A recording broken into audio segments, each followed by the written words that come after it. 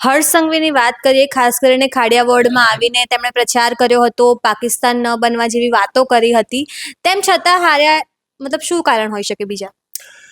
એમાં સૌથી પહેલા ભૂષણભાઈએ વાત કરી હતી કે ખાડિયાને પાકિસ્તાન બનવા નહીં દઉં.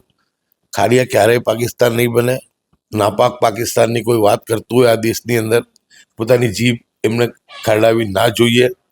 અને હું આપને એટલું જ કહું છું કે જે ઢંગથી, જે રીતે પછી હર્ષ સંઘવી સાહેબ જ્યારે ડેપ્યુટી સીએમ આવ્યા, એમણે પણ એ જ વાતો કરી. ભૂષણભાઈએ ફરી પાછું નિવેદન આપ્યું કે ISI, પાકિસ્તાન, દાઉદ, ડોન, લતીફ. હવે આ પ્રાથમિક સુવિધાઓ માટેની ચૂંટણીઓ, એની અંદર આ બધા મુદ્દાઓ ક્યાંથી આવે?